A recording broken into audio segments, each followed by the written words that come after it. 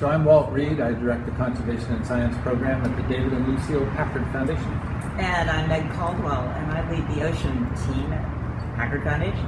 So Meg, we humans, we respire oxygen, we breathe in oxygen and we breathe out CO2. But plants and trees do it the other way around through photosynthesis. They intake CO2 and they release oxygen.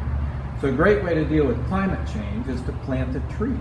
In fact, a giant sequoia in the Sierras stores so much carbon that it's equivalent to everything that a single person would emit in the course of 86 years through all their driving and flying planes and everything. Well, I had no idea that sequoias did that, but you know what I'm really excited about is I have learned that mangrove forests that exist in our coastal habitats, virtually every continent but Antarctica, have these superpowers, kind of like the sequoia that you were mentioning. They can store up to 5 times more carbon than terrestrial forests for a given area.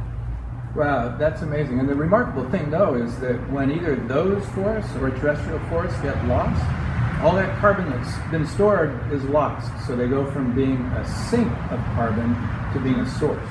Exactly. And since you and I were born, I think we're roughly the same age. I don't know. We've lost 50% of our mangrove forests.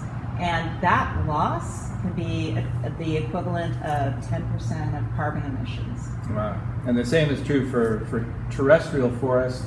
The last 2 years have actually had the highest rates of deforestation ever. Wow. We got to do something about this. We do, and I hope here at the Global Climate Action Summit here in California, the delegates really pay attention to these issues of forests and oceans, because they tend to be overlooked. Forests could be 30% of the solution to climate change, but they don't get that much attention. And oceans, to be honest, issues like storing carbon in mangroves, very few people even are aware of what an important part of the solution they can be. Exactly. We've got our work cut out for us. We sure do. Let's head on to the summit.